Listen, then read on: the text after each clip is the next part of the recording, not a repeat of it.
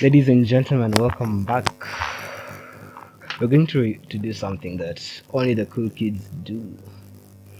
Trailer reactions.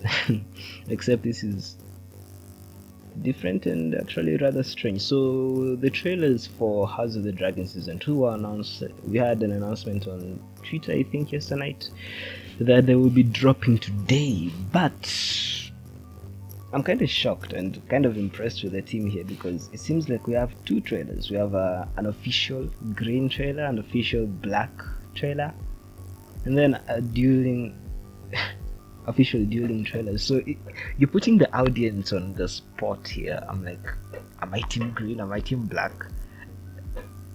It's a subtle, I don't know, twist, a subtle psychological game you're playing on your audience, and it's kind of fun. So you have to consider, like, which one am I going to start with? At least if you've caught on to the fact that there are actually two trailers. And I honestly do not know, team green, team black. The narrative of the story wants us to be team black. We want us to see Rhaenyra as the quote-unquote protagonist of the story and the Greens as villains. This is obvious sometimes in the rather awkward writing, at least in terms of me. From maybe it's not so much awkward writing as the different ways the actors approached their role. Young Rhaenyra, young Alicent, old Rhaenyra, old Alicent. Old Alicent is very different from young Alicent, and it's very jarring. Why am I going on this long spiel about the different things? I don't know which one I'm going to choose, so let me start with the correct option, which is the blacks. But just to have my opinion out there, I actually am more interested in the green characters, especially Aemond and Aegon the Elder. I'm interested in Aegon the Elder's transition from the idiot he is right now into the kind of king who will do the horrific things he does later and ban Rhaenyra. And I actually want him to go on a journey of being forced to become at least halfway competent somewhere in season 4 or whatever. Enough talk. Let's watch this thing. All must choose. We fight for our queen!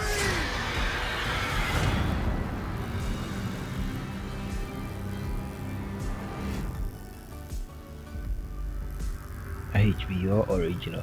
My father chose me, his firstborn child, to succeed him. Rhaenyra and her father He held to his decision until adhered death. to his decision until death. And yet, Alicent's son sits my throne.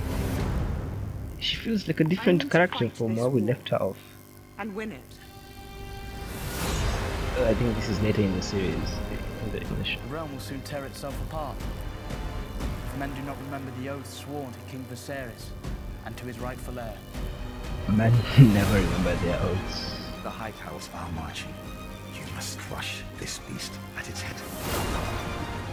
I can't wait for Winterfell. Renounce the false king and bend the knee to the queen. Or your house burns. And Daemon always just looks cool in his armor.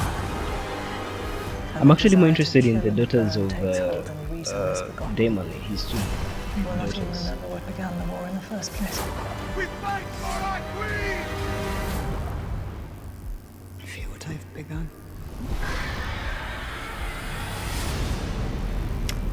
There's actually not much there.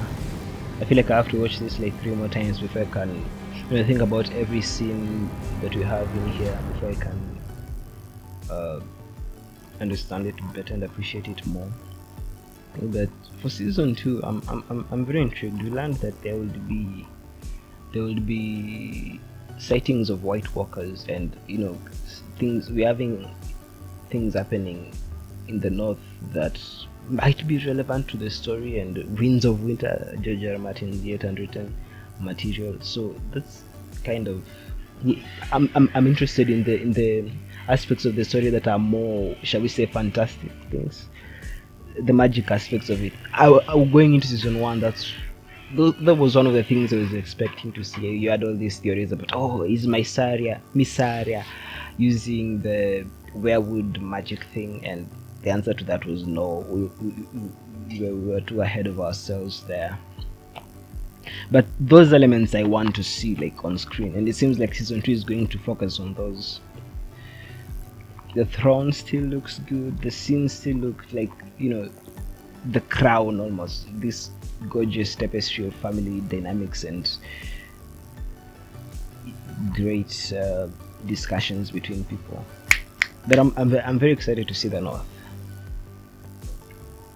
and Daemon and Collis, and you know, whether their son shows up in this story. Collis's son.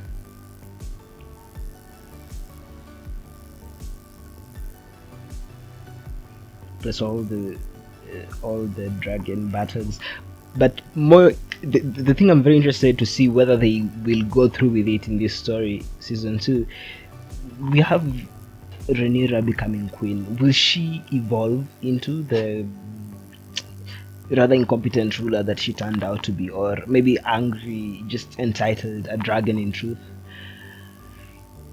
making her not a main character anymore, not like a good guy, someone you can support, but a villain? Depends on the writers. Okay, that was the black trailer. Now let's watch the greens. That was the dragon official green trailer from Max. For the one true King Aegon! The one true King Aegon. HBO original. Only weeks ago, my lord husband was alive. And the realm was at peace. On his deathbed, he knew the realm would never accept a queen. Rhaenyra's supporters will believe what they wish. But Viserys wanted Aegon to succeed him. Why does it feel like people are just narrating things? They wish now not for the good of the realm, but for the satisfaction of vengeance. True. The satisfaction of vengeance. Plot against the king, and I will pay it back 100 times over. I'm as fearsome as any of them.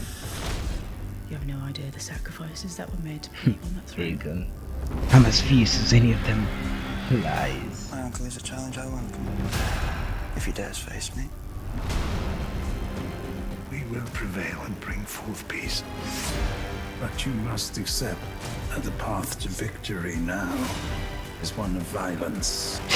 Good. Aegon is an idiot. To Oh my war, then. goodness.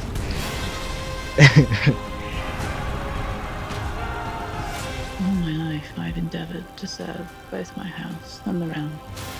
Alicent Somehow it really. matters. Hold to your courage! For the one true King Aegon! I feel like if there's one character I feel very empathetic towards, it's Alicent. A fun fact, she, or maybe a spoiler, I don't know, skip for the next 2-3 minutes.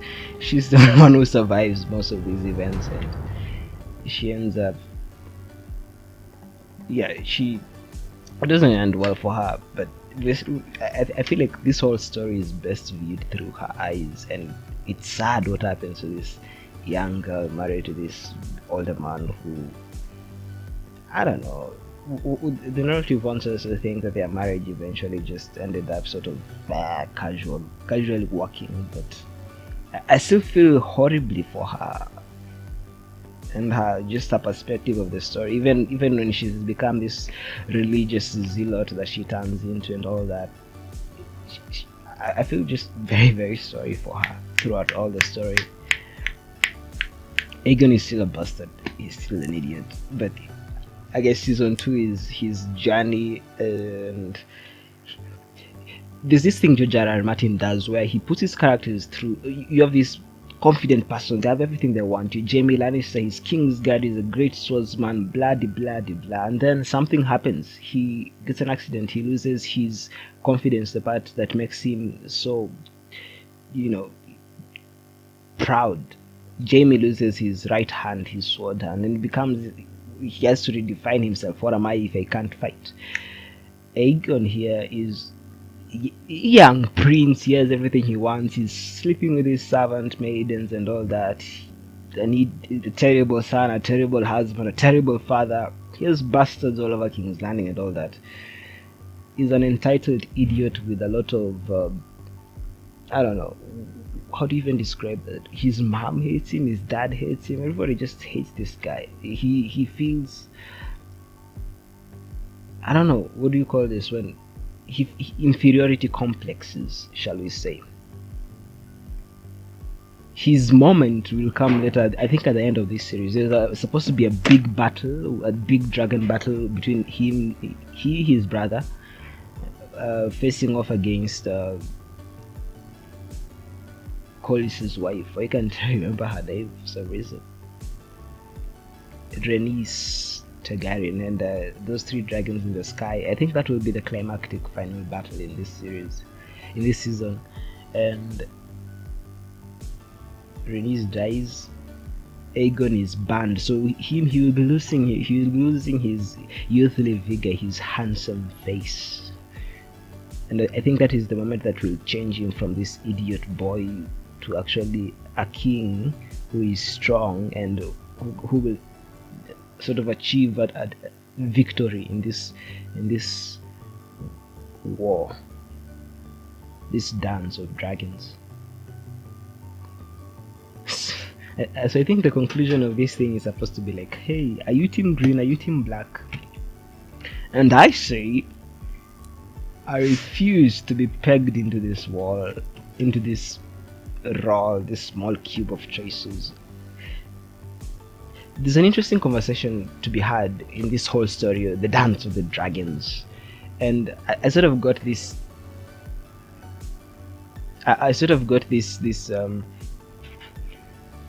ideology, this way of looking at this story from the videos by David Lightbringer. His analysis of A Song of Ice and Fire series are quite legendary. And in one of them, he brought up the fact that this dance isn't really between the greens and the blacks. It's about the small folk. It's about the people in this kingdom and how these blades of grass are being crushed by the tromping of fighting bull elephants or elephant bulls. The small folk, that's what it's about, the realm itself. And I don't know, maybe there's legitimacy to be had in terms of like Aegon's prophecy and all of that. But the small folk, I think, should have more of a focus in this series. And that was one thing I hated in season 1, the fact that Rhaenys just casually slaughtered hundreds, and we are expected, we the audience plus the creators who have this, we're just expected to shrug it all off. I don't know, I have a bad taste about that. But hey, this is exciting to see. House of the Dragon is a very well written thing. It's intricate, it's beautiful, it has characters that leave you on the edge of your seat every episode, and yeah, can't wait to have this drop. Excited, very excited.